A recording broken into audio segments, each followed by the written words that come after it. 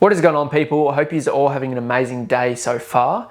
I want to jump on here today and talk about masks that we hold up and how we believe we need to maintain this image of perfection for others, so other people think of us in a certain way. Now, I was having a conversation with a friend the other day, and he basically said something to me along the lines of, aren't you uncomfortable sharing all the stuff you share online, right? Because let's be real, I share some pretty intimate stuff on these videos, right? On YouTube, Instagram, Facebook, all over social media. I share a lot of stuff, right? About myself. And it got me thinking, and it got me relating to my younger self and how younger Ricky would always have to maintain this image of perfection, right? I always needed to be seen as the dude who wasn't struggling with anything or had no obstacles or hadn't faced anything. I really held myself to this image of perfection, and I wanted other people to think of me as, I don't know, I guess as perfect, right? Like, there's no other way to describe that. I had the desire for others to think of me as this perfect guy who had it all together and there was no struggles, and that was it. That's what I wanted from other people. And I held this mask up for so many years, and I had this mask of perfection, right? People would ask me, oh, hey bro, how you been? Yeah, man, I've been sweet. Everything's been sweet. No struggles, no, you know the mask, the automatic sort of response that we give people.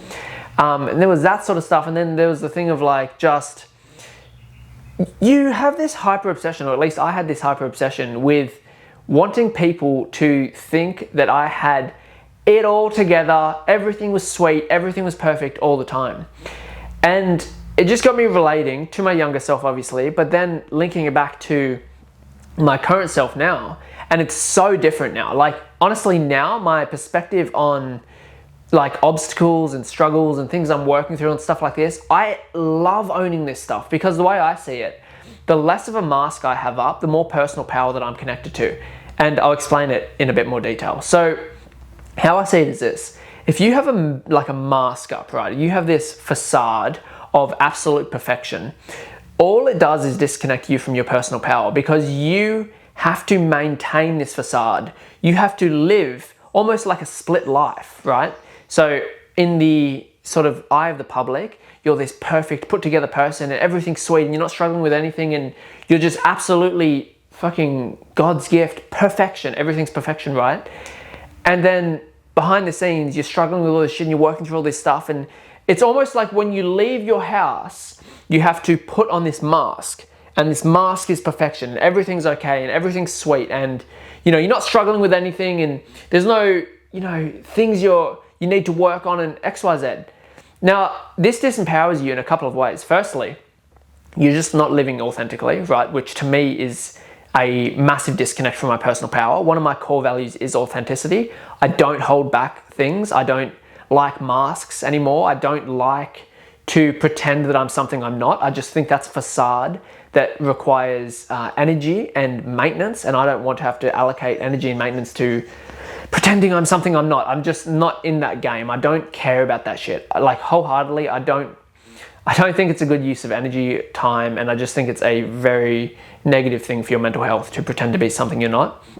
But on top of like living an inauthentic life, you also make yourself susceptible to the attacks of others. Now, I'll dive into this a little bit because this is a little bit of a deeper topic. But when you portray yourself as perfect and you need to maintain this perfect front, you become susceptible to the opinions and remarks and comments and things that other people may say of you, because you need to maintain that front, right? So an example of this is, let's say what's a good example? Let's say I go outside, I go to a function, and I'm portraying myself to be this, perfect person who's never struggled with anything, or I'm this billionaire, right? I'm pretending to be this big billionaire, and I have fucking 400 jets and all this shit going on, and I've got this big front, this big facade, right? Now, in order for me to maintain that facade, I need to put effort into it. And if someone says something or calls me out on something, now I need to maintain the lie even more, and I need to create lies on lies on lies. And someone says, oh, where are your supercars or this? And I have to say, oh, it's in it's in a property, it's an offshore property, you wouldn't understand, and I've got my assets are distributed throughout different entities and I can't access it. You just fucking create yourself a fuck show, right? You literally dig yourself a super deep hole because of your inability to live authentically, right? So instead of, in this scenario, pretending you're a fucking billionaire, pretending you have all this random shit that you don't actually have or probably even fucking want, why not just be authentic? Why have that front? Why have that facade, right? I read a quote on my wall when I was very young. It actually surprised me how young I was when I wrote this. I was like 16 or 15, around those ages, when I was going through a few things. I was actually, like, for complete transparency and for complete authenticity, I was experiencing this thing called retroactive jealousy, where I had like, I was like experiencing thoughts and stuff based on a partner that I was dating. She had a pretty promiscuous past. I'm obviously not going to mention her name, but I was like very much so caught up on those details because she told me more than I should have known, and I was caught up on that stuff. Anyway, I held her past experiences as like an insecurity of myself, because your woman is a representation of you, and the guys that she'd been with, I was like, oh, I hope they don't try and say anything to me or try and have anything over me like that, you know what I mean? And then I just said to myself, I was like, you know what? The only power they have over me is me denying or resisting reality, right? Like, let's say in this situation, these guys were like, oh, hey bro, I slept with your girlfriend. And I was like super resistant and like pretending it didn't happen. That would actually hurt me, right? It would burn me. But on the flip side, if I literally completely accepted reality and they said, hey bro, I slept with your girlfriend, and I'm just like, yeah bro, I know. She told me. It's sweet. Like, that was a thing in the past. She wanted to do it. It was completely consensual. Has nothing to do with me. Like, I wasn't there. She didn't even know me at that time, right? And anyway, back to the fucking quote that I read on my wall. It was, when you expose I'm trying to remember exactly what it was. It was a long quote. When you expose your deepest insecurities to your enemies, you take the fire that they would burn you with, and it becomes your power. Something along the lines of that, right? Like implying that if you can own whatever it is that you're trying to hide and you're trying to avoid, it no longer becomes something that other people can use to attack you because you own it. It's a part of your story. So linking all of this back to the mask and authenticity and just in general living a life of truth, when you own every part of your story and you are who you say you are, and you're not living a lie, you don't have this big facade and front, and you're not just living in this big cesspit of deception, you become someone who is very much so untouchable, in the sense of, if someone tried to say something to you, like, oh, hey man, you used to fucking have a problem with porn, or you used to have a problem with lust, or whatever they wanted to say, whatever for your specific situation, right? You know what your things are that you're hiding and that you don't want to share with the world. When you own those things, no one can say shit to you. Like, if someone said something to me along the lines of, oh, hey bro, you used to struggle with this, I'd be like, yeah, I know. I've made like 10 videos of it on my YouTube. Go check them out. Like, honestly, like, when you own something, no one can use it against you.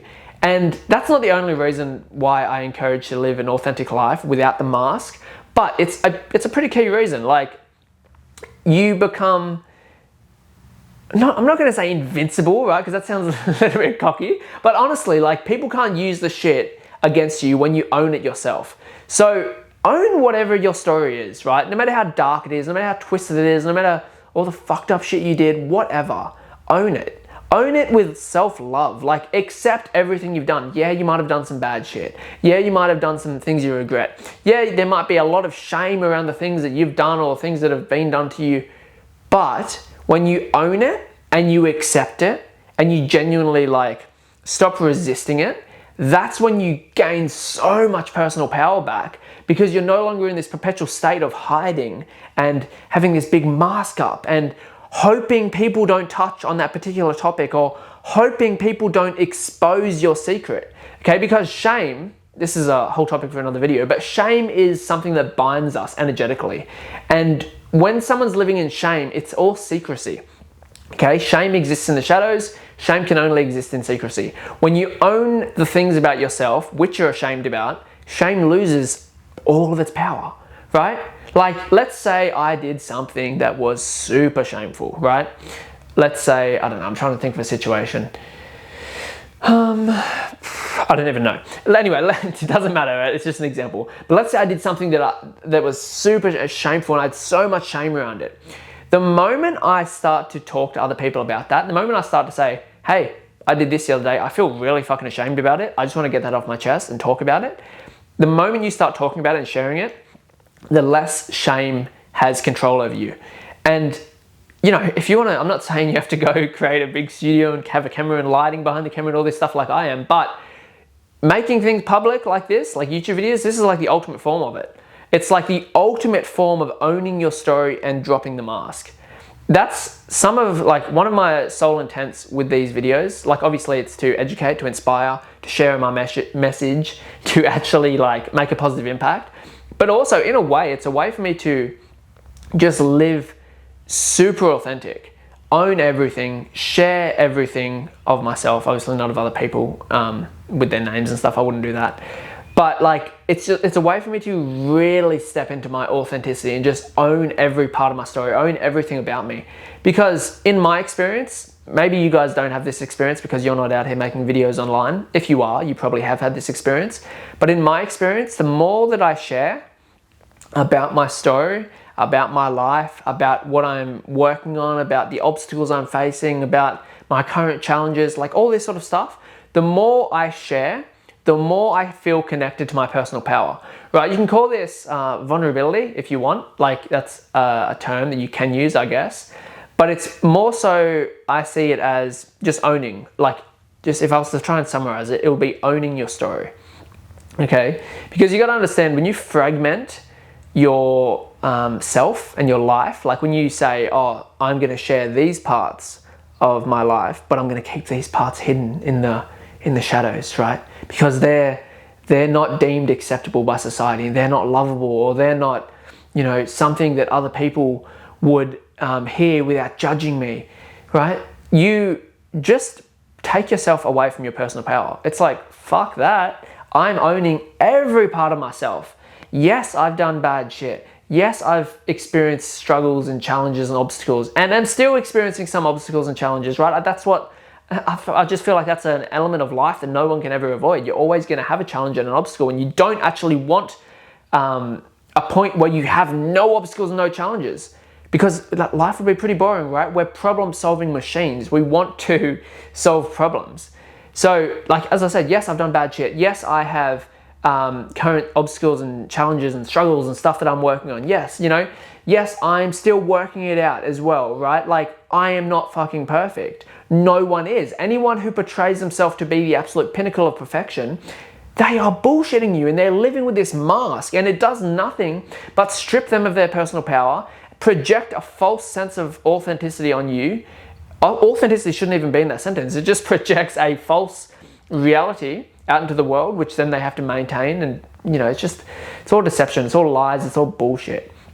Live authentically, own exactly who you are, own your story, and when you do these things, you connect to your personal power. You no longer have to worry and think about, oh no, is someone going to say this about me? Is someone going to think that? Is my secret going to be revealed? Bro, you revealed it all. When you reveal the stuff yourself, no one else can expose you, right? That's the whole thing of shame. I'm really tying this into shame because it's a big element of it, but just own your story, genuinely. There is so much that will come from it, and I know how fucking hard it is, like wholeheartedly. When I first started talking to the camera, when I first started living in complete authenticity, I was so scared. Like, I used to think that people were going to judge me and, you know, think of me as this or think of me as that, or, you know, I don't know, like not want to talk to me, right? Like, these are all very normal and, what do you call it? Like almost primal responses, you know, because if we tie it back to the primal times, if we were judged or, you know, banished from the tribe, that meant death, right? So that's why we have these things sort of wired into us to protect our reputation and stuff. But we're past those times, and I think there's a lot more power in owning everything. Like, I honestly look in the mirror and I'm like, you are who you say you are. You are exactly who the fuck you say you are. There's no fronts, there's no facade, there's no lack of authenticity. I am who I say I am. I've never claimed to be perfect. Well, actually, that's I have, when I was younger, I portrayed a sense of perfection, as I said, but like these days, I don't claim to be perfect. I don't pretend to be this fucking messiah who has it all together, this guru, whatever. I'm just a guy who loves learning, who loves sharing what I learn, and who's developed a skill set, and I'd even call it a gift for helping other people. And that's my life purpose. That's my life mission. I absolutely love doing it. And yeah, I'm just out here documenting my journey, right? Like the highs, the lows, everything. I just want to document, I want to share, I want to help, I want to inspire. It's what I want to do. But one of the best things I've ever done is drop this mask of perfection, drop this facade of, you know, everything's perfect because it's a lie, and it's self-imposed deception, and it's inauthenticity, and it does nothing but disconnect you from your personal power, deepen shame, and just really make you susceptible to lower states of energy. Like, I don't want to reside in low states of energy. I don't want to have to maintain lies. I don't want to have to live in a fucking facade. And the reason I'm making this video is because, one of the main reasons, is because so many people live with massive facades. Like, I understand, you know, there is going to be a little bit of a discrepancy, like who someone is in public and who they are in private. There's going to be a little bit of a discrepancy there. It's not going to be exactly 100%, but it should be like pretty fucking close. There shouldn't be like okay, behind closed doors, you're this person, and then in public, you're a completely different person. That's like a complete like split of reality, right? For you and also for other people. It's not going to be completely perfect. Like, it's not going to be completely who you are behind closed doors is exactly who you are in public. There's going to be a little bit of difference there. And that's just like that. I feel like that little bit of difference is natural and normal because we sort of adapt to our environments a little bit.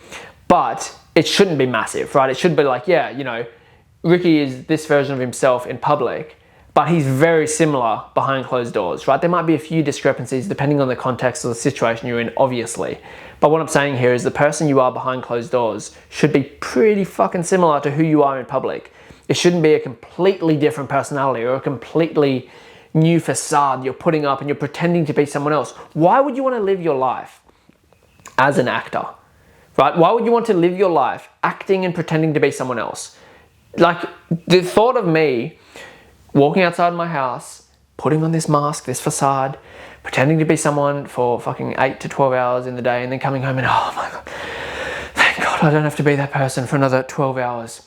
That's hell to me. I don't want to do that. I hate that lack of authenticity. I hate that lack of integration of who I genuinely am.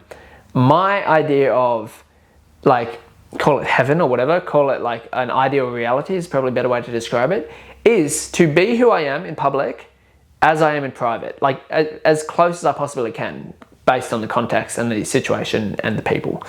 But you get what I'm saying. So guys, if you got value from this video, give it a like, subscribe to my channel if you like this sort of stuff that I'm talking about. And if you want to work with me in a one-on-one setting or in a group setting, reach out to me on Instagram. My Instagram is Ricky Gauci, R-I-C-K-Y space G-A-U-C-I. But other than that, guys, have a great day, have a great night, and I'll see you on the next one. Thank you.